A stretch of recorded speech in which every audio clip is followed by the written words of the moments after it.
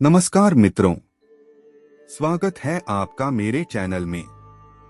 यहाँ हम उन अद्भुत कथाओं की परतें खोलते हैं जिन्हें सुनकर हमें न केवल मनोरंजन मिलता है बल्कि ज्ञान भी प्राप्त होता है।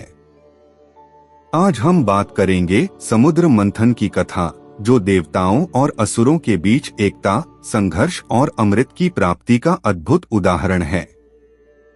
तो चलिए आरंभ करते हैं। बहुत समय पहले की बात है, जब देवता और असुर अमृत की प्राप्ति के लिए व्याकुल थे।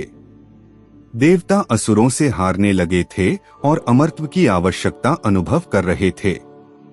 तब भगवान विष्णु ने सुझाव दिया, यदि तुम असुरों के साथ मिलकर समुद्र मंथन करोगे तो अमृत की प्राप्ति संभव होगी।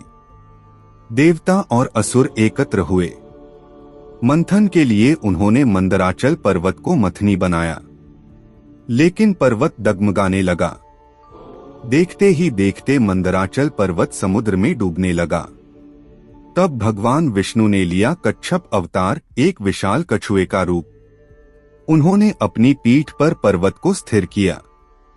अब मंथन आरंभ हुआ। मंथन के लिए रस्सी चाहिए थी। वासुकी नाग ने अपनी देह को रस्सी बनाकर समुद्र मंथन में योगदान दिया। देवता नाग के मुंह की ओर और असुर पूंछ की ओर खड़े हुए। समुद्र मंथन आरंभ हुआ। विशाल लहरें उठीं।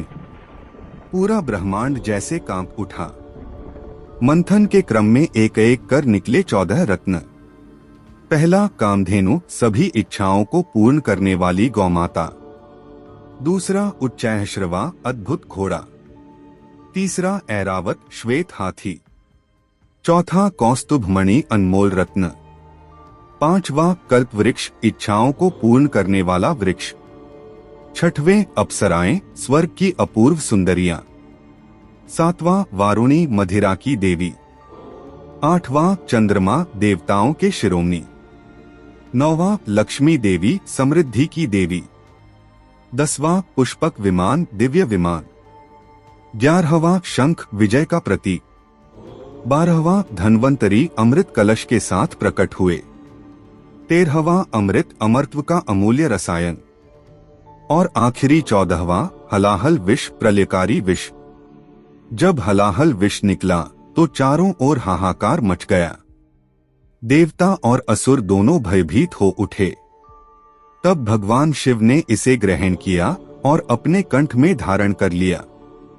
उनका कंठ नीला हो गया और वे नीलकंठ कहलाए।